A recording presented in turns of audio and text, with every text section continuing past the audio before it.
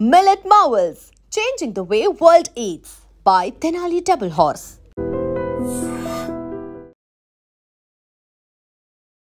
మిమ్మల్ని చూడగానే ఫస్ట్ అసలు జనరల్లీ కూడా మ్యామ్ ఒక పార్టీలో ఒక ముద్ర పడిపోయిన తర్వాత డికే అన్న గారు అసలు కాంగ్రెస్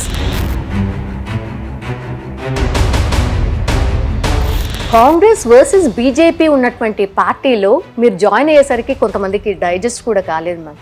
ఎందుకని బీజేపీ వైపు చూశారు?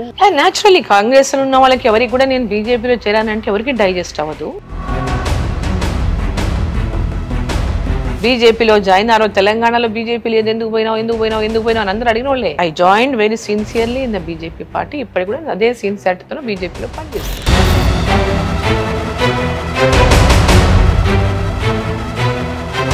మ్యామ్ ఎక్కడైనా మీకు అనిపించిందా 7 నియోజకవర్గాలు మీ సెగ్మెంట్లోకి వచ్చినాయి కదా, అసెంబ్లీ వేరై పార్లమెంట్ ఎలక్షన్స్ వేరే అయిపోవడం వల్ల గెలవలేదా బీజేపీ అనుకున్నారా? అంటే గ్రౌండ్ లెవెల్లో అసెంబ్లీ లెవెల్లో ఇంకా భారతీయ జనతా పార్టీ ఇక్కడ ప్రభుత్వంలోకి రావాలి అనేటటువంటి ఆలోచన ఇంకా అప్పటికి ప్రజల లోపల రాలేదు.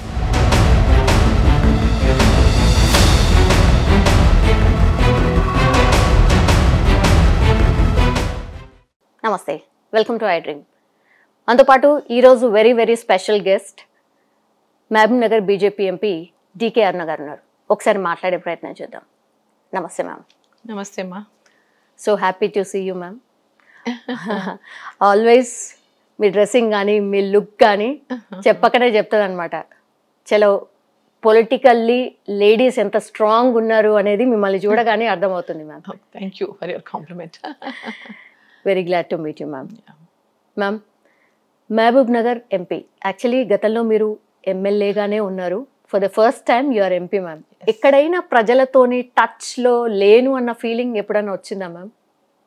ఎప్పుడు లేదు మాకు, ఎందుకంటే always I'm in public. Actually నేను ఓడినప్పుడు కానీ గెలిచినప్పుడు కానీ జనాలతోనే ఉన్నా.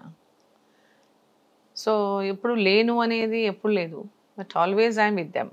అంటే చాలామంది అభిప్రాయం ఏంటంటే మ్యామ్, జనరల్లీ కూడా అరే అమ్మ మాతోని అసెంబ్లీ సెగ్మెంట్లలో తిరిగితే బాగుంటుంది అనేది ఒక ఫీలింగ్ ఉంటుండే కదా మ్యామ్. ఇప్పుడు ఎట్లుందంటే అసెంబ్లీ సెగ్మెంట్లో తిరిగినట్టుగానే ఉంది నాకు. యాజ్ ఎంపీ జనరల్గా ఎంపీలు ఎప్పుడు కూడా ఎప్పుడోసారి కనిపించడం లేదు. గవర్నమెంట్ ప్రోగ్రామ్స్లోనో ఏదైనా అఫీషియల్ ప్రోగ్రామ్స్లోనో ఏదైనా ప్రోగ్రాంలో రావటం పోవటమే ఉండేది గతంలో ఎంపీస్.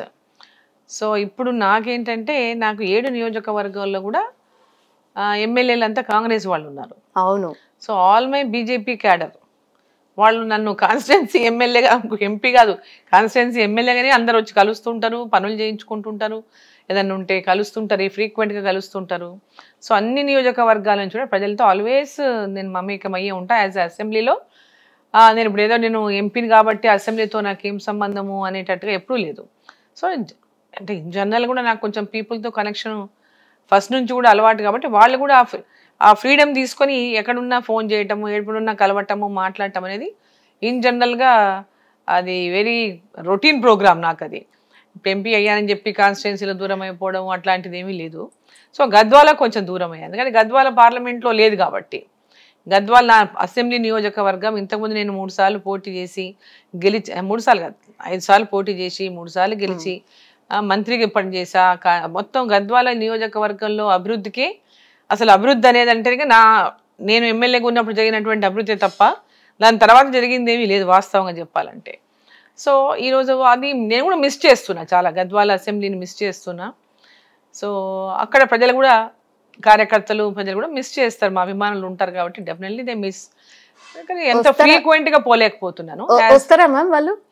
అందరూ వస్తారు, కాల్స్ చేస్తారు, ఫోన్లో అవైలబుల్ ఉంటాను.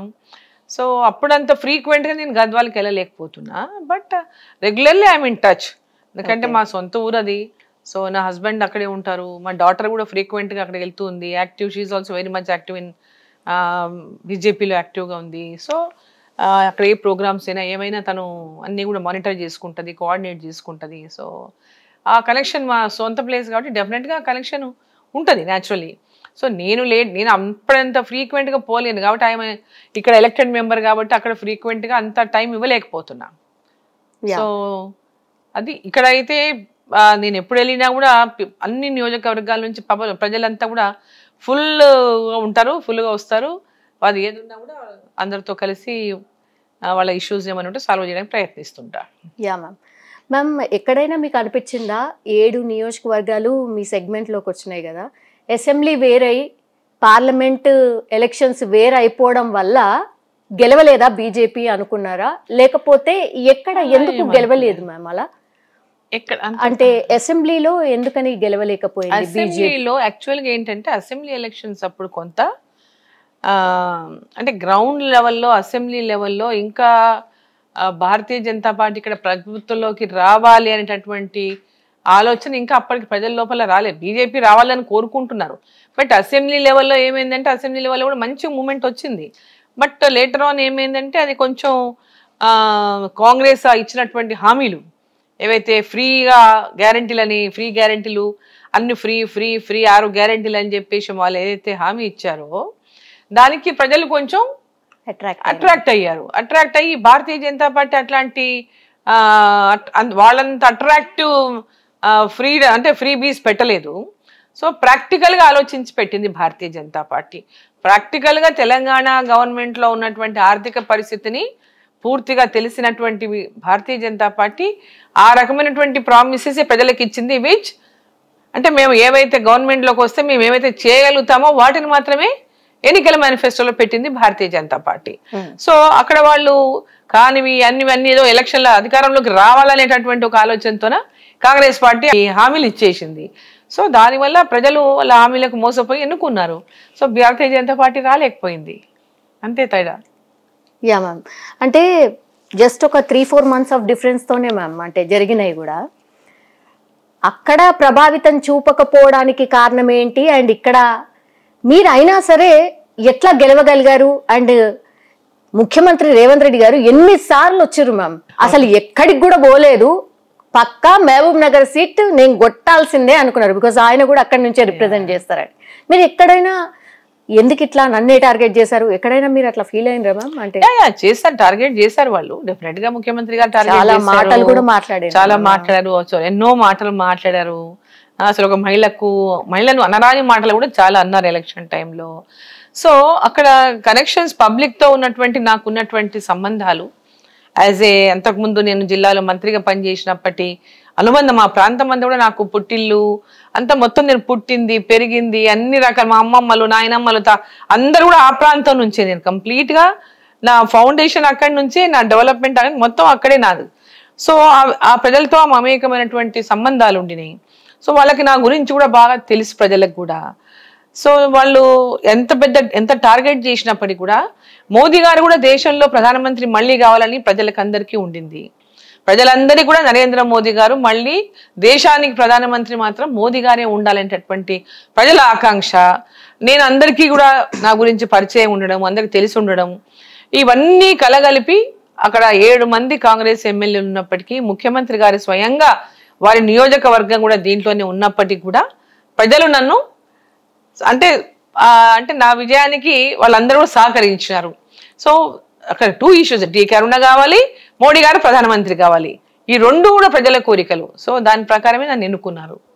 యా అంటే మీ హస్బెండ్ గురించి కూడా సారా దందా చేశారనో లేకపోతే మైనింగ్ ఇష్యూస్లో ఎదుర్కొన్నారనో, మీరు గతంలో కూడా మ్యామ్ మీకు బీఆర్ఎస్ నుంచి కూడా ఆఫర్ ఉండింది కదా, ఎందుకని బీఆర్ఎస్కి వెళ్ళలేదు, ఎందుకు బీజేపీ వైపు చూశారు మ్యామ్? వై? నేను ఎప్పుడు కూడా బీఆర్ఎస్ పార్టీకి నేను యాక్చువల్గా 2004లో కూడా నాకు టికెట్ ఇవ్వలేదు కాంగ్రెస్ పార్టీ. నేను చాలా పోరాటాలు చేశాను. 99లో నాకు టికెట్ ఇచ్చింది. సో 2004 వచ్చేవరకు 5 years చాలా పోరాటాలు చేశాను. అనేకమైనటువంటి పాదయాత్రలు, నిరాహార దీక్షలు, ఎన్నో పోరాటాలు చేశాను. ఎవరు చేయనన్ని పోరాటాలు నేను చేశాను. జిల్లాలో ప్రాజెక్టుల కోసం కానీ, పవర్ ప్రాబ్లమ్స్ పైన కానీ, రైతుల సమస్యల పైన కానీ, అనేక ఇష్యూస్ పైన అంటే అప్పుడున్న ప్రభుత్వం పైన అనేక ఉన్నటువంటి ఎన్నో ఇష్యూస్ పైన నేను పోరాటం చేశాను. సో పార్టీ కూడా చాలా స్ట్రెంథెన్ చేయడానికి పనిచేశాం. బట్ అప్పుడు టీఆర్ఎస్ కాంగ్రెస్ కలిసి పోటీ చేశాయి. సో అలయన్స్లో పోటీ చేసినప్పుడు ఒక ఉద్దేశపూర్వకంగానే నా టికెట్ కట్ చేశారు అక్కడ. సో ఉద్దేశపూర్వకంగానే కట్ చేశారు కాబట్టి ఇండిపెండెంట్గా పోటీ చేశాను, గెలిచాను. అప్పుడు కూడా టీఆర్ఎస్లోకి రమ్మన్నారు కానీ నేను పోలేదు. అప్పుడు కూడా నేను ఇండిపెండెంట్ కంటెస్ట్ చేస్తా, నేను మారాలని చెప్పా, ఇండిపెండెంట్ కంటెస్ట్ చేశా. సో దాని తర్వాత సరే ఎమ్మెల్యేగా అయ్యాను. తర్వాత మళ్ళీ కాంగ్రెస్తో అనుబంధంగా నెక్స్ట్ టైం కాంగ్రెస్ టికెట్ ఇచ్చింది, ఆ నెక్స్ట్ టైం కాంగ్రెస్ టికెట్ వరుసగా 3 సార్లు ఆ నియోజకవర్గం నుంచి ఎమ్మెల్యేగా ఉన్నాను, మంత్రిగా ఉన్నాను. సో అపోజిషన్లో కూడా 14 to 18 వరకు అపోజిషన్ ఎమ్మెల్యేగా ఉన్నాను. గద్వాల నుంచి ఫస్ట్ టైం తెలంగాణ ఏర్పాటు తర్వాత కూడా మొట్టమొదటిసారిగా నేను అక్కడి నుంచి గెలిచాను. ఆఫ్టర్ తెలంగాణ ఫార్మేషన్ గద్వాల నుంచి మళ్ళీ 3వసారి గెలిచాను. ఏదేమైనప్పటికీ కూడా ప్రజలందరూ కూడా అక్కడ నన్ను స్వాగతించి గెలిపించినప్పటికీ, అన్ని రకాలుగా అభివృద్ధి కార్యక్రమాలు చేసినప్పటికీ కూడా పార్టీ మారడానికి ఎప్పుడు కూడా నేను అంటే బీఆర్ఎస్లోకి రమ్మని అప్పుడే 14లోనే ఆఫర్ వచ్చింది, 18లోపు 14 to 18 బిట్వీన్ ఆ పార్టీలోకి రమ్మని ఆహ్వానిస్తే నేను పార్టీ మారను, నేను ఒక పార్టీ నుంచి ఎలక్ట్ అయిన తర్వాత ఇంకో పార్టీలోకి పోను, ఎథికల్గా దట్స్ నాట్ రైట్ అని అసలు I was not interested to join in BRS or TRS whatever. So అప్పుడే మా మీద కొన్ని కేసులు వేశారు, మమ్మల్ని అంటే నన్ను ఇబ్బంది పెట్టాలని. అప్పుడు మైనింగ్ కేసు వేశారు. మైనింగ్ అంటే అక్కడ ఏం మైనింగ్ ఉంది, అక్కడ ఏం ఐరన్ ఓర్ లేదు, గ్రనైట్ లేదు, లేకుంటే ఇంకోటి లేదు, ఇంకో అబ్రకం లేదు, తబ్బరకం లేదు, ఏమీ లేదు మా కాన్స్టిట్యున్సీలో. కంకర రోడ్లు వేసే క్రషర్ కంకర, ఆ కంకర మేమొక్కరే కాదు, జూరాల ప్రాజెక్టు కట్టకొని ఒక 50 సంవత్సరాలు 30-40-50 సంవత్సరాల నుంచి ఆ కంకర అక్కడ అందరూ తీశారు. రోడ్లకు కానివ్వండి, ప్రాజెక్టుకు కానివ్వండి, అన్నిటికీ తీశారు. అదే మైనింగ్లో మా కొంత భాగం లీజ్ ఉంది. రోడ్లు వేస్తారు కాబట్టి, రోడ్ల కాంట్రాక్ట్స్ చేస్తారు కాబట్టి, మా హస్బెండ్ రోడ్ కాంట్రాక్ట్స్ చేసేవాడు. సో దానికోసమని రోడ్ కాంట్రాక్ట్కి anything it's legal, it's not illegal. But ఇదంతా ఏదో మేమే చేసామని ఒక కుట్రపూరితంగా కక్షపూరితంగా కేసులు వేసి మా మీద ఇబ్బంది పెట్టారు. So if still going on those cases, that is nothing. But ఇంకా కోర్టులో నా బిడ్డ కోర్టుకు తిరుగుతానే ఉంది ఇంకా కోర్టుకి. సో అంటే మా అమ్మాయి పేరుతో ఉండింది ఆ క్రష్. So still she's going to court, regular గా కోర్టు. ఎప్పుడు పోయినా అడ్వకేట్ ఇంకోరు రాలేదని ఎవరో రాలేదని కేసులు, ఆమె పోతుంది వెనక్కి వస్తుంది, ఇంకా కేసులు నడుస్తూనే ఉన్నాయి, పెండింగ్ పడుతూనే భయపెట్టడానికి. అప్పుడు actually my daughter was pregnant ఎప్పుడు ఆ కేసు అయినప్పుడు. ఆ కేసు అయిన క్రిమినల్ జైలుకి పంపండి, నేను ఎవరితో రాజీగానని చెప్పా. Let her stay in the jail, మేమేం తప్పు చేయలేదు, జైలుకి వెళ్ళని ఏం ఇబ్బంది లేదు, ఏమి పర్వాలేదు. ఆమె she was also ready to go, ఆమె ఏం భయపడలేదు. సో అట్లా ఎన్ని ఎదురు దెబ్బలు వచ్చినా, ఎన్ని ఇట్లాంటివి వచ్చినా ఎదుర్కొన్నాం తప్ప ఎవరికి తల వంచలేదు. తప్పు లేనప్పుడు ఎవరికి తల వంచాల్సిన పని లేదని తల వంచలేదు. When it was legal, government లో దట్ వాజ్ లీగల్. ఆప్షన్స్ అయ్యేవి, ఆప్షన్స్ లో పార్టిసిపేట్ చేసి గవర్నమెంట్ తరఫున పార్టిసిపేట్ చేసేవాడు, ఇల్లీగల్గా ఏం చేయలేదు. బట్ ఇది ఒక ముద్ర ఏదో వేసారా, రాజకీయాల్లో ఇది కామన్ కదా, అప్పుడు ఏదో వేయడానికి ప్రయత్నం చేశారు. Because we were very strong in the district. So opposition లో కొంతమంది ఈ ప్రయత్నాలు చేసేవాళ్ళు. అప్పుడు they both fought for this, ఏమంటారు, రజాకార్లతో అన్ని రకాల పోరాటాలు చేశారు. తెలంగాణ కోసం కొట్లాడాడు మా ఫాదర్, ఈ వెంట్ టు జైల్, ఇవన్నీ జరిగినాయి. బట్ ఒక పొలిటికల్ గా మాకు ఒక బ్యాక్గ్రౌండ్ ఉంది, సర్వీస్ చేసినటువంటి ఫ్యామిలీగా జిల్లాలో గుర్తుంది, ప్రజలకు సేవ చేసినటువంటి ఫ్యామిలీగా జిల్లాలో గుర్తుంది.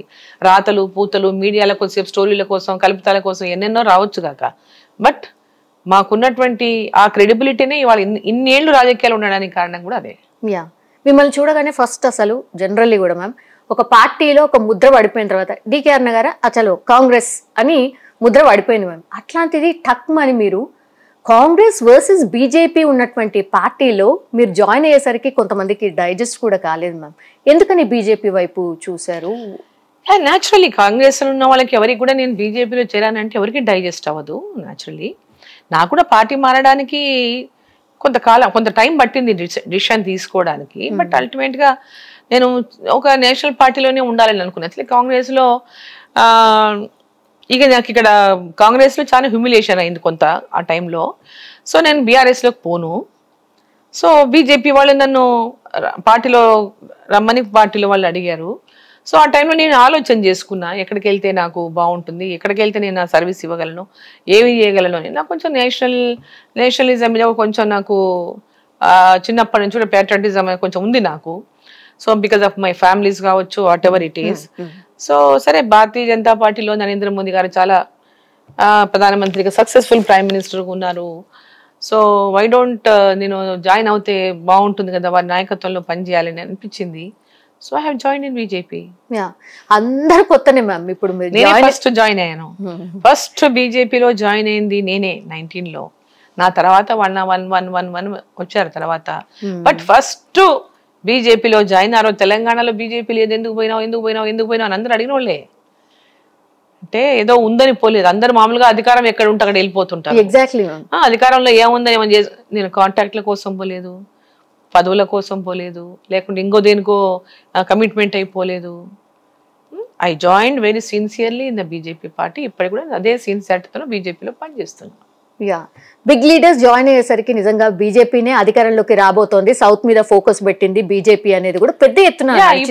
ఇప్పుడు బీజేపీ అనేది అప్పుడు ఫస్ట్ నరేంద్ర మోదీ గారు పోటీ చేసిన ప్రధానమంత్రి అయినప్పుడు సెకండ్ టైం కూడా అంతగా లేదు తెలంగాణ, ఎస్పెషల్లీ మన సౌత్ లో బీజేపీ అనేది అంతగా గ్రౌండ్ వరకు లేదు. సో సిటీస్ లో ఉంది, కొంత ఏరియాస్ లో ఉంది, but not every rook and corner అప్పుడు లేదు. సో నెక్స్ట్ సెకండ్ టైం కి కొంచెం నరేంద్ర మోదీ గారు అంటే ప్రజలకు కూడా కింద రూరల్ లో కూడా తెలవటం మొదలుపెట్టింది. బట్ థర్డ్ టైం కి ఎవ్రీబడి నవ్వు ప్రతి ఒక్కరి కూడా ప్రతి ఇంట్లో నరేంద్ర మోదీ గారు అంటే ఈ దేశానికి ప్రధాని ఎవరంటే నరేంద్ర మోదీ గారు దేశ ప్రధాని అనేటువంటి ప్రతి ఒక్కరికి ఈరోజు తెలుసు. సో ఈరోజు భారతీయ జనతా పార్టీ అనేది ప్రతి కార్నర్కి వెళ్ళిపోయింది, ప్రతి ఊర్లో ప్రతి ఇంటికి వెళ్ళిపోయింది. నరేంద్ర మోదీ గారి నాయకత్వం ఈ దేశానికి అవసరమని ఏ విధంగా దేశ ప్రజలు భావించి మళ్ళీ 3వసారి ప్రధానమంత్రికి ఎన్నుకున్నారో ఈరోజు తెలంగాణలో కూడా నెక్స్ట్ బీజేపీ గవర్నమెంట్ రావాలని ప్రజలు కోరుకుంటున్నారు. ఇవాళ ఇట్స్ వెరీ క్లియర్. పబ్లిక్లోకి వెళ్ళినప్పుడు చాలా స్పష్టంగా మనం చూడగలుగుతున్నాం ఆ విషయాన్ని. రెండు పార్టీలు చూసాము, కాంగ్రెస్ని చూసాము, బీఆర్ఎస్ని చూసాము. సో వీళ్ళు ఫాల్స్ ప్రామిసెస్ చేశారు, వాళ్ళు కూడా ప్రామిస్ చేసి నిలబెట్టుకోలేదు, అప్పుల పాలు చేశారు. మొత్తం అనేక మంది కాంట్రాక్టర్లు ప్రాణాలు కూడా పోగొట్టుకున్నారు, గుండెపోట్లు వచ్చి. 2 ఏళ్ల కాంగ్రెస్ పరిపాలన ఎన్ని మార్క్స్ వేస్తారు మ్యామ్ మీరు? 100కి ఎన్ని మార్క్స్? మార్క్స్ ఏం వేసేటట్టున్నది పార్టీ. కొత్తగా రోడ్లకు వేయడానికి అసలు ఎక్కడైనా ఏ వరకు స్కూల్ బిల్డింగ్ కట్టాలన్నా, ఇంకోటి వచ్చిందన్నా, ఏ స్కూల్ ఏదైనా భవన్ ఏవి కట్టడానికి ముందుకు రావడం లేదు ఎవరు కూడా. ఇప్పుడు కాంగ్రెస్ ఉంది కాబట్టి ఆ సిచ్యువేషన్ ఉందా మ్యామ్? ఒకవేళ మీరు వచ్చి గతంలో బీఆర్ఎస్ ప్రభుత్వంలో ఇచ్చినటువంటి పనులకు ఇప్పటిదాకా బిల్లులు లేవు. స్కూళ్ళల్లో బిల్డింగ్లు కట్టించిండ్రు, ఎన్నో చోట్ల హాస్పిటల్ పిహెచ్సి భవనాలు కట్టించిండ్రు. అసలు అటువంటి వాటికి కూడా ఇలా పేమెంట్స్ లో వాళ్ళు మామూలు కార్యకర్తలు మామూలు కింద చిన్న కాంట్రాక్టర్లు కట్టిండ్రు. వాళ్ళు లక్షల రూపాయలు, 5 లక్షలు, 10 లక్షలు, 20 లక్షలు తెచ్చి అప్పులు తీసుకొచ్చి కట్టిండ్రు. వాళ్ళకి ఈరోజు బిల్లులు లేవు.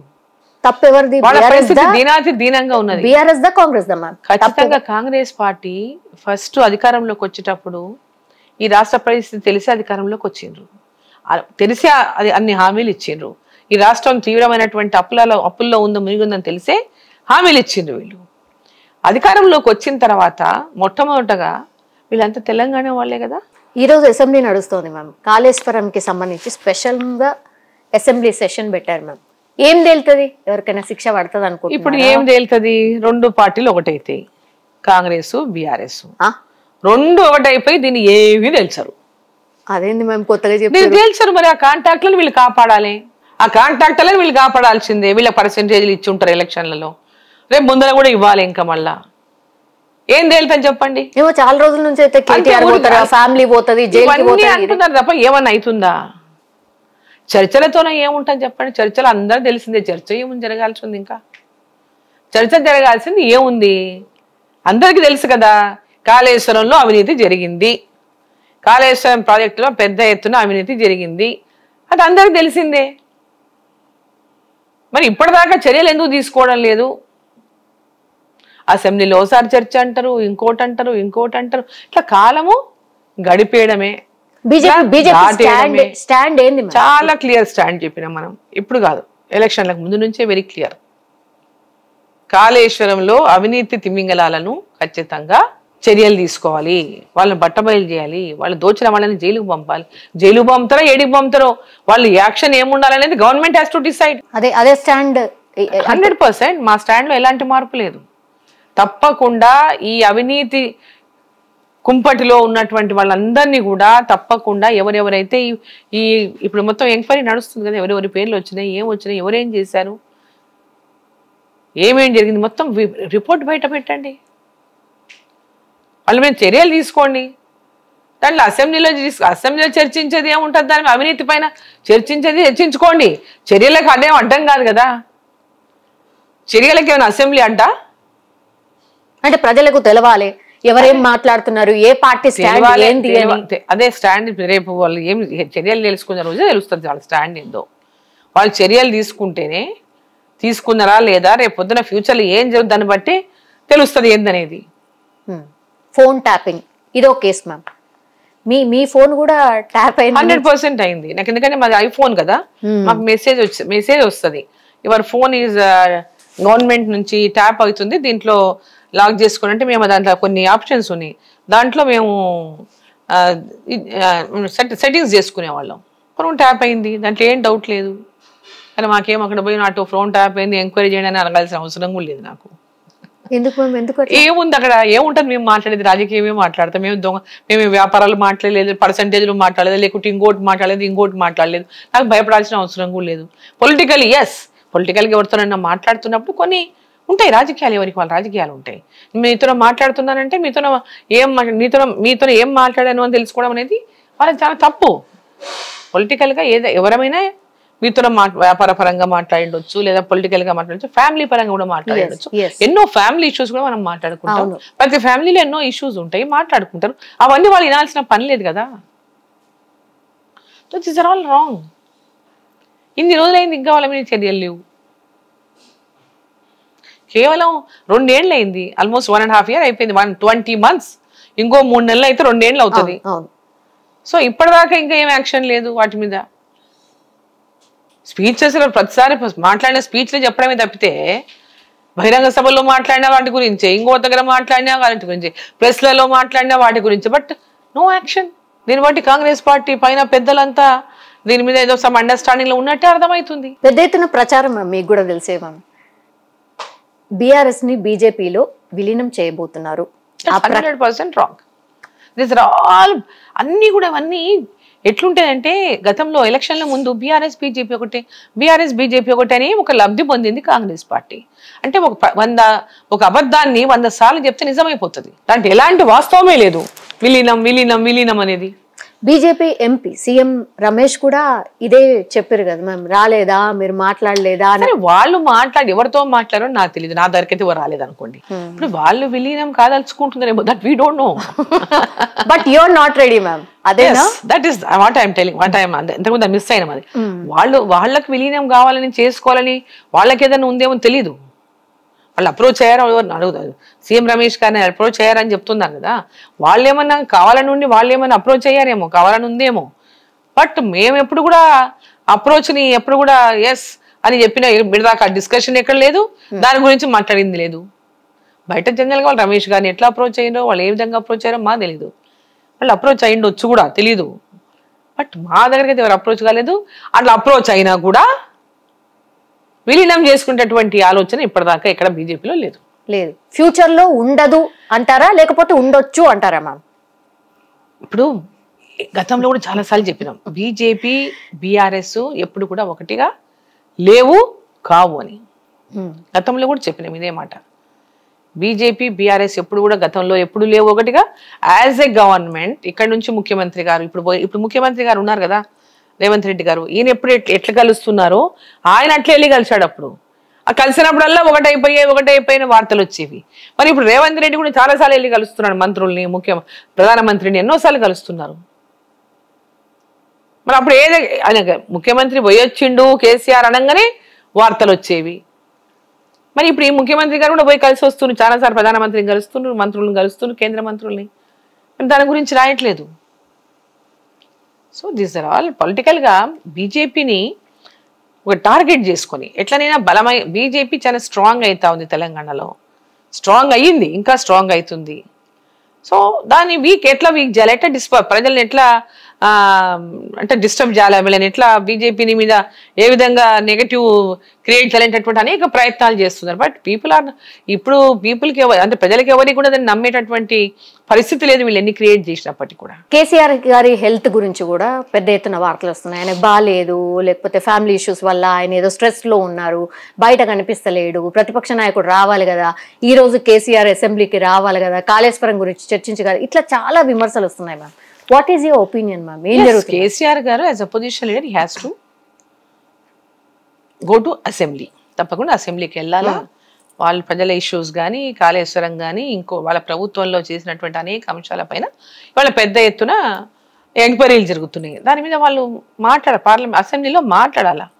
యాజ్ అపోజిషన్ లీడరే కాకుండా అంతకుముందు వాళ్ళే ముఖ్యమంత్రికి ఉన్నారు కాబట్టి తప్పకుండా వాటిపైన ప్రజలకు కూడా క్లారిటీ ఇవ్వాల్సినటువంటి అవసరం ఉంది. వారు మా అసెంబ్లీకి వచ్చి తప్పకుండా దీనిపైన చర్చలో పాల్గొనాలి వాళ్ళు. సరే health issues I don't know, వాళ్ళ family issues I don't know, ఎందుకంటే ఎవరి పర్సనల్ ఫ్యామిలీ వాళ్ళది. We should not discuss about it. Whether పాలిటిక్స్లో ఉన్నామని చెప్పేసి ప్రతి ఒక్కటి బయట చెప్పాల్సినటువంటి అవసరం కూడా లేదు. సో ప్రతి ఫ్యామిలీలో ఎంత చిన్న ఫ్యామిలీ అయినా ఎంత పెద్ద ఫ్యామిలీ అయినా ఏవో చిన్న ఉంటాయి. సో కొందరికి ఎక్కువ ఉండొచ్చు, కొందరు తక్కువ ఉండొచ్చు, కొందరు పట్టించుకోకపోతే కొందరు పట్టించుకోవచ్చు, రకరకాలుగా ఉండొచ్చు. బట్ అవన్నింటినీ కూడా ఇక్కడ మనం డిస్కస్ చేయాల్సిన అవసరం లేదు. వాళ్ళ ఫ్యామిలీ ఇష్యూస్ ఉంటే వాళ్ళు సార్ట్అవుట్ చేసుకోవాలి. వాళ్ళ ఫ్యామిలీ ఇష్యూస్ని రాజకీయం చేసి రాజకీయం చేసేటటువంటి పరిస్థితి చేయకూడదు. వాళ్ళ ఫ్యామిలీలో ఉన్న ఇష్యూస్ని పొలిటికలైజ్ చేసి ఇతర పార్టీల మీద రంగు రుద్దేటటువంటి ప్రయత్నం చేయకూడదు. తెలంగాణ జాగృతి ఆల్రెడీ ఉంది మ్యామ్ కవిత గారు, కానీ దాన్ని ఇంకా స్ట్రాంగ్ చేసే ప్రయత్నం జరుగుతోంది అని ఒకటి, తను పొలిటికల్ పార్టీ పెట్టొచ్చు అనేది ఇంకోటి, ఆ ఫ్యామిలీ నుంచి కొంచెం దూరంగా ఉంటున్నారు అని ఇంకోటి, ఇట్లా రకరకాలుగా వస్తున్నాయి మ్యామ్. కవిత గారు ఆమె పొలిటీషియన్ ఏం కాదు. ఇప్పుడు పొలిటీషియన్, ఫస్ట్ అయితే ఆమె పొలిటీషియన్ ఏం కాదు. షీ వాజ్ ఇన్ అమెరికా, చదువుకున్నది, బయటికి వెళ్ళింది, ఉద్యోగం చేస్తుంది, బయట ఉండింది. Because of her father she came in to politics. వాళ్ళ ఫాదర్ వల్ల ఆమె రాజకీయాల్లోకి వచ్చింది. రాజకీయాలకు ఎందుకంటే రాజకీయాల్లో వాళ్ళ ఇంట్లో 4 మెంబర్లు రాజకీయాల్లో ఉన్నారంటే బికాస్ ఆఫ్ రీజనల్ పార్టీ, రకరకాలుగా వాళ్ళ ఫ్యామిలీ పార్టీ అయిపోయింది కాబట్టి చేశారు. సో పొలిటికల్గా ఈరోజు కేసీఆర్ గారి యొక్క దీని మీదనే ఆమె పొలిటికల్ ఇది ఆధారపడి ఉంటుంది. ఆమె సొంతంగా ఏది పెట్టాలన్నా ఆమె సక్సెస్ అవుతుంది నేను అనుకోను. ఆమె బికాస్ ఆఫ్ కేసీఆరే ఈరోజు కవిత అంటే ఎవరో అందరికీ తెలుసు. కేసీఆర్ ఇది లేకుండా ఆమె రాజకీయాల్లో సక్సెస్ అవుతుందని అయితే నేనైతే అనుకోను. తను ఎందుకు ఓడిపోయింది మ్యామ్, అంటే ఎంపీగా ఎందుకు ఓడిపోయింది అనుకుంటున్నారు నిజామాబాద్ లో? బికాజ్ అక్కడంతా ప్రజలు వ్యతిరేకించారు కాబట్టి, ఆమె లీడర్షిప్ ని వ్యతిరేకించారు కాబట్టి ఓడిపోయింది. పాలిటిక్స్ లో ఆమె లీడర్షిప్ ని వాళ్ళు యాక్సెప్ట్ చేయలేదు. స్టేట్ లో వాళ్ళ నాయన గెలిచినాడు, అక్కడ ఎంపీగా ఆమె ఓడిపోయింది. నరేంద్ర మోదీ గారు ప్రధానమంత్రిగా ఉండాలని ప్రజలు కోరుకున్నారు, అరవింద్ని గెలిపించారు. ఇక్కడ కేసీఆర్ బిడ్డ వద్దనుకున్నారు, ఓడగొట్టారు. పొలిటికల్ పార్టీ పెడతారు అనేది ఒక చర్చ మ్యామ్. అంటే బీసీ నినాదం పెద్ద ఎత్తున తీసుకెళ్తున్నారు, బీసీ నాయకులు ఎక్కువ మట్టుకి తన వెనకాల కనిపిస్తున్నారు, బీఆర్ఎస్ నాయకులు కనిపించట్లేదు తన వెనకాల. ఇదంతా కూడా పొలిటికల్ జిమ్మిక్స్ అని. ఇది ఒక బీసీ నినాదం అనేప్పుడు తీసుకొచ్చిండ్రు. బీసీలందరూ భారతీయ జనతా పార్టీతోనే ఉంటారు. బికాస్ బీసీలకు న్యాయం జరుగుతున్నది భారతీయ జనతా పార్టీలోనే. ఎట్లా మ్యామ్, ఎట్లా చెప్తున్నారు? డెఫినెట్ గా 42% వీళ్ళు ఇస్తామన్నారు, 10% ముస్లింలకే ఉంది కదమ్మా. 42లో 10% ముస్లిం రిజర్వేషనే కదా, అది కలిపే కదా వీళ్ళు 42 అని చెప్తున్నారు. ఎట్లా అవుతుంది చెప్పండి? 42% బీసీ రిజర్వేషన్ ఎట్లా అంటారు మీరు? 10% దాంట్లో ముస్లిమ్స్ ఉంటే ఎట్లా అవుతుంది చెప్పండి? ముస్లింలలో గతంలోనే దాంట్లో ఉన్నటువంటి కొంత కేటగిరీ బీసీలలో ఉన్నారు ఆల్రెడీ. మిగతా వాళ్ళందరినీ కూడా ఈరోజు ఓసీలను కూడా ఈరోజు బీసీలను చేశారు. దాంట్లో భాగమే ఈరోజు 42%. సో అది వాళ్ళకి ఎట్టి పరిస్థితుల్లో కూడా వాళ్ళు కేవలం రాజకీయం కోసం ఆడుతున్నటువంటి నాటకం మాత్రమే 42% బీసీ రిజర్వేషన్. ఎలక్షన్ అయిపోయి 20 నెలలు అయిపోయింది వీళ్ళు అధికారంలోకి వచ్చి. 20 నెలలకి ఇప్పటికి కూడా లోకల్ బాడీ ఎలక్షన్స్ లేవు. మీరు తేల్స్తలేరు. వాళ్ళు కదా హామీ ఇచ్చింది. పార్లమెంట్ కి ఏం సంబంధం అమ్మా? 42% రిజర్వేషన్ లోకల్ బాడీస్ లో ఇస్తానన్నావు కదా యాజ్ అ పార్టీ, ఇచ్చి ఎలక్షన్ చేయకూడదా? రాగానే ఇదంతా మెల్లగా సాల్వ్ అవుట్ చేసుకోవాల్సింది, పర్మనెంట్ గా చేయాల్సింది. ఎలక్షన్ పెట్టడానికి ఎంబడే 42% రిజర్వేషన్ తో మేము 42% రిజర్వేషన్ మేము ఇస్తున్నాము. టెక్నికల్ గా ఇట్ విల్ టేక్ టైం. అక్కడ చూడండి, ఇక్కడ ఆఫీసులు వెళ్ళి కింద పోయి అది చూసి వస్తారు, ఇది చూసి వస్తారు, అయిపోతుంది. గ్రామ పంచాయతీలకు వెళ్తారు, మండల ఆఫీసులకు వెళ్తారు, ఏదో వచ్చేస్తున్నాయి అని ఫీలింగ్ కనిపిస్తుంది తప్ప ప్రాక్టికల్ గా అసలు వాళ్ళకి సిన్సియారిటీ ఉన్నట్టే కనిపిస్తలేదు. మ్యామ్, ఇప్పుడు బీసీ రిజర్వేషన్ కి సంబంధించి ఎగ్జాక్ట్లీ మీ స్టాండ్ ఏంటి మ్యామ్? ఒకవేళ ముస్లింలే ఉన్నారు కాబట్టి మీరు వ్యతిరేకిస్తున్నారా? అదేనా? బీసీ రిజర్వేషన్ అనేది ఇట్స్ ఎవరు పడితే వాళ్ళు ఇష్టం వచ్చినట్టు మాట్లాడేటటువంటి సబ్జెక్ట్ కాదు. ఫస్ట్ యూనో మా పార్టీ యొక్క డిసిషన్, మా పార్టీలో బీసీల పట్ల 42% రిజర్వేషన్ అయితే రాష్ట్ర ప్రభుత్వం రికమెండ్ చేసి పంపినామని చెప్తుందో దాంట్లో 10% రిజర్వేషన్ ముస్లింలకు ఏదైతే ఉందో అది తీసి పంపమనండి ముందు. మీరు అన్ని మత రాజకీయాల గురించే మాట్లాడతారు, ఒక మతంని టార్గెట్ చేసి ఓట్లు దండు మత రాజకీయాలు చేస్తుంది ఈరోజు కాంగ్రెస్ పార్టీ. భారతీయ జనతా పార్టీ దేశంలో ఉన్న ప్రజలంతా కూడా భారతీయులే, కుల మత భేదాలు లేకుండా ఈ దేశంలో ఉన్న అందరి యొక్క అభివృద్ధిని కాంక్షిస్తూ ఈరోజు దేశాన్ని నడుపుతున్నది నరేంద్ర మోదీ గారు, ఎన్డీఏ ప్రభుత్వం. కులాలు మతాలు బీసీలలో విడదీయడానికి 42% రిజర్వేషన్ అని చెప్తున్నారు. కులాలను విడదీసే పని గతంలో కేసీఆర్ చేసిండు, వీళ్ళు వచ్చి బీసీలు అని చెప్పి ఇదంతా కేవలం పొలిటికల్ గేములు తప్ప నిజంగా వాళ్ళకు మేలు చేసేటటువంటిది ఏమైనా ఇప్పటిదాకా ఏం చేశారని చెప్పానండి. ఏమో గుళ్ళ మీద దాడి జరగంగానే ఓన్లీ బీజేపీకి సంబంధించిన వాళ్ళే కనిపిస్తారు తప్పించి వేరే నాయకులు ఎవరు కనిపించరు. ఇప్పుడు దేవుణ్ణి పూజించే ప్రతి ఒక్కరికి ఒక సెంటిమెంట్ ఉంటుంది. దానికి బీజేపీ అనే అక్కర్లేదు, బీఆర్ఎస్ అక్కర్లేదు, కాంగ్రెస్ అని అక్కర్లేదు. ఎవరికి ఫీలింగ్ ఉంటే వాళ్ళు వెళ్తారు అక్కడికి. ఇప్పుడు ఏదైనా ఒక మతపరమైనటువంటి దాని మీద దాడి చేసినప్పుడు అక్కడికి వెళ్ళి తప్పు అని చెప్పడం తప్ప, మన ధర్మం మన దేశం మన ధర్మం, మన ధర్మాన్ని విచ్ఛిన్నం చేసే ప్రయత్నం ఎవరో చేస్తున్నప్పుడు కాపాడుకోవాల్సిన బాధ్యత మన అందరిపైన ఉందా లేదా? అటువంటి కార్యక్రమాలు జరిగినప్పుడు మీరు చేయకుండా మీరు సపోర్ట్ చేయనట్టే కదా. మీకు హిందువులు వద్దు, హిందుత్వం వద్దు, మన ధర్మం వద్దు అని వాళ్ళు ఏమైనా మాట్లాడతారో చెప్పమానండి. ఇది కేవలం మత రాజకీయాలు చేస్తుంది కాంగ్రెస్ పార్టీ. భారతీయ జనతా పార్టీ దేశంలో ఉన్నటువంటి హిందువులు ముస్లింలు క్రిస్టియన్లు సిక్కులు ప్రతి ఒక్కరిని కలుపుకొని పోతున్నటువంటి party Bharatiya Janata party. Bharatiya Janata party మీద బురద జల్లినటువంటి కార్యక్రమం కాంగ్రెస్ పార్టీ చేస్తుంటది. అందుకే అంటున్నారు కదా మేము కోల్పోయింది ఓట్ చోరీ ద్వారానే కదా. ఓట్ చోరీ జరిగింది, 60 ఏళ్ళు జరగని చోరీ, మా ఓట్లన్నీ కూడా చోరీ చేసిండ్రు అని కాదు. వాళ్ళ అధికారంలో ఉన్నన్ని రోజులు కంటిన్యూగా అధికారంలోకి వస్తే ఓట్ చోరీ కాలేదు. అధికారంలో మీరు ఉన్నంత కాలం కంటిన్యూగా మీరు గెలిచినప్పుడు మరి ఓటు చోరీ కాలేదా? అప్పుడు మీరు ఓటు చోరీ చేసి ఉంటారు కాబట్టి ఈరోజు మీకు అదే రకమైనటువంటి ఆలోచన ఉంది. ఆ రోజు మీరు ఓటు చోరీతోనే అధికారంలోకి వచ్చి ఉంటారు కాబట్టి ఈరోజు అదే ఆలోచన చేస్తూ ఉన్నారు. వాళ్ళంతా వాళ్ళంటే మేము నిజంగా విఫలమైనము, ప్రజల విశ్వాసాన్ని కోల్పోయినామనేటటువంటి వాళ్ళ యొక్క దీన్ని వాళ్ళు డైజెస్ట్ అంటే వాళ్ళది వాళ్ళు సహించుకోలేకపోతున్నారు. కాబట్టి వేరే వాళ్ళ మీద ఏ విధంగా బ్లేమ్ చేయాలా? ప్రజల లోపల విశ్వాసం పొంది దేశంగా కాదు ప్రపంచవ్యాప్తంగా ప్రజల యొక్క విశ్వాసమే కాదు ఒక గ్రేట్ లీడర్గా ఈరోజు నరేంద్ర మోదీ గారు గుర్తింపు పొందుతున్నారంటే అది డైజెస్ట్ చేసుకోలేకపోతుంది గాంధీ ఫ్యామిలీ. మ్యామ్ బీహార్ లో 65 లక్షల గాంధీ ఫ్యామిలీ డైజెస్ట్ చేసుకోలేకపోతుంది. ఒక బీసీ ఈరోజు దేశానికి ప్రధానమంత్రి అయి ఇంత పెద్ద ఎత్తున దేశంలోనే కాదు ప్రపంచ దేశాలలో కూడా ఇంత పెద్ద ఎత్తున పేరు తెచ్చుకున్నాడంటే, ఇంత పెద్ద ఎత్తున తన కీర్తిని పెంచుకున్నాడు, భారతదేశం కీర్తిని పెంచాడంటే ఆ యొక్క పబ్లిసిటీ అంటే వారికి ఉన్నటువంటి ఆ పాపులారిటీని చూసి డైజెస్ట్ చేసుకోలేక వాళ్ళు ఇవన్నీ మాట్లాడుతూ ఉన్నారు. ఇవాళ వాళ్ళకి నిజంగా ప్రజల యొక్క సంక్షేమము, ప్రజల యొక్క అభివృద్ధి, దేశ అభివృద్ధి అనేటటువంటి లక్ష్యం అయి ఉంటే ఈరోజు ఇటువంటి మాటలు మాట్లాడే వాళ్ళు కాదు. దేశం గురించి బయట దేశాల పోయి మన దేశాన్ని విమర్శిస్తారు, మన ప్రధాని విమర్శిస్తారు. అసలు వాళ్ళు ఏం మాట్లాడుతుందో వాళ్ళకి తెలిస్తే కదా. అక్కడ ఏదంటే వీళ్ళు ఏమైనా మంచిగా చేసి ప్రజల విశ్వాసం మంచిగా చేస్తారనే విశ్వాసం పొంది ఉంటే వీళ్ళు అధికారంలోకి వస్తారు. అంతే తప్ప ఈరోజు ఓట్ చోరీ అని తెలంగాణ రాష్ట్రంలో ఉన్నటువంటి దొంగ ఓట్లను ముందు తీయండి. ఇప్పుడు మీరు అధికారంలో ఉన్నారు కదా, ఇక్కడ కాంగ్రెస్ పార్టీ అధికారంలో ఉంది.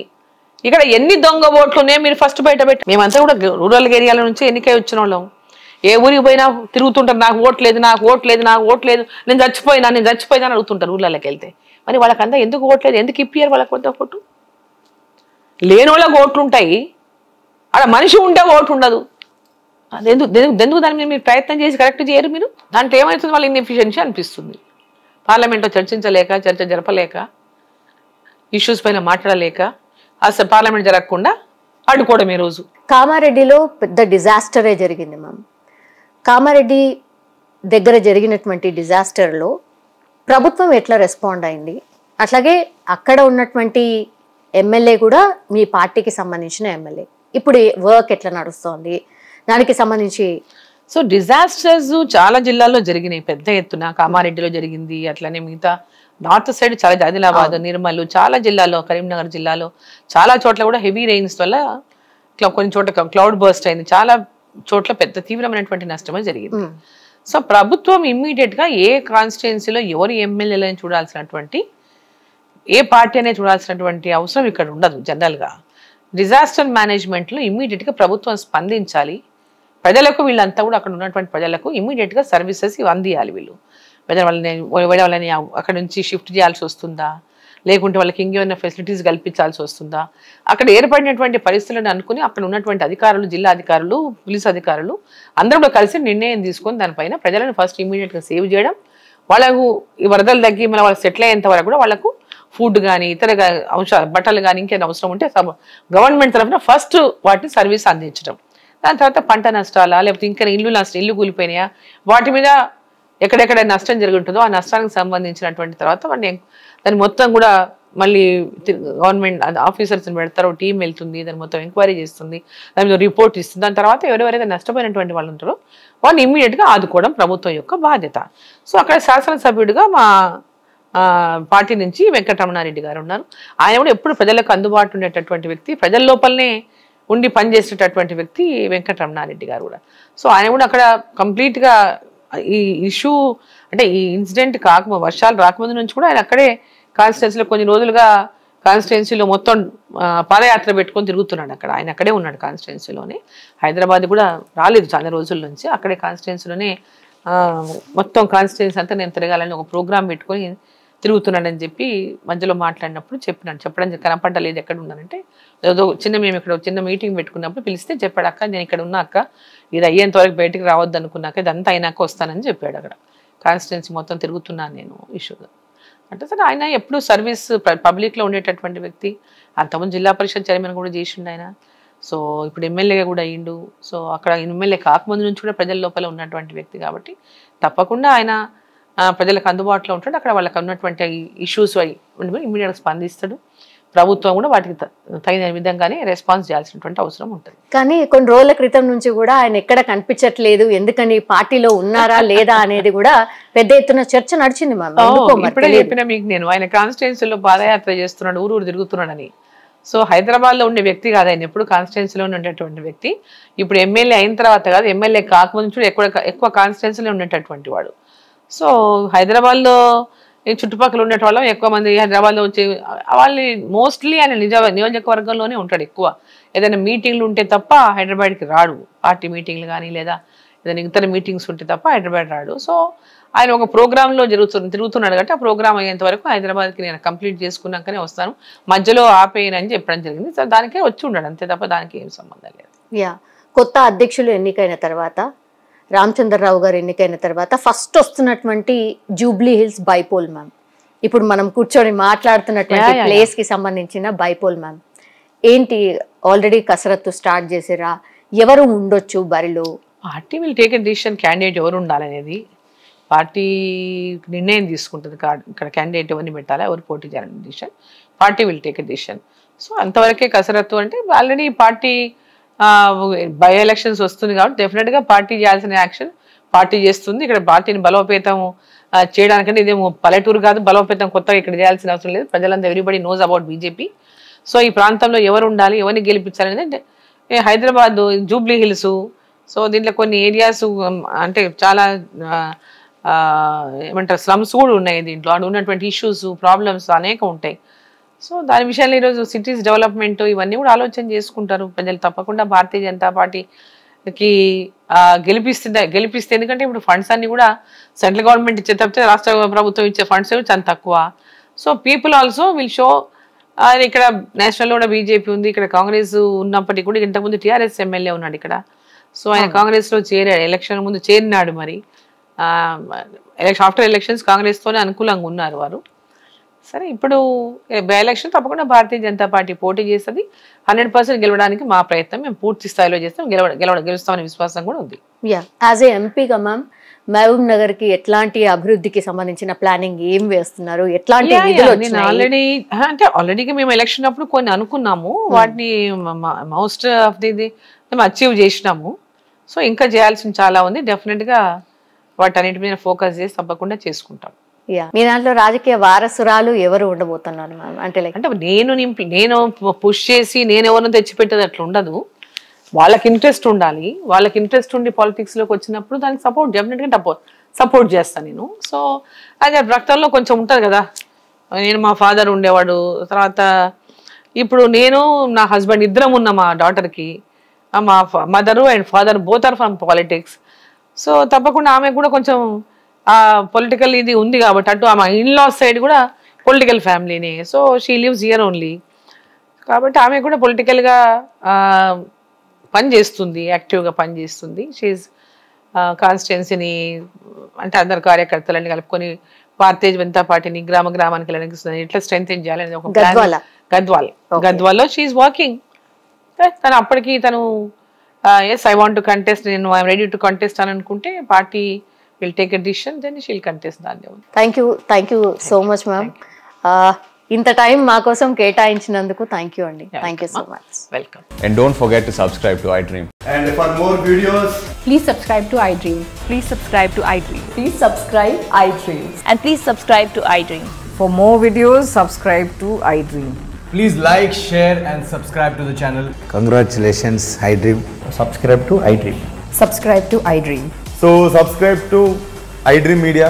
iDream ki iDream team andarki huge congratulations. Please subscribe iDream Media. Please subscribe to iDream.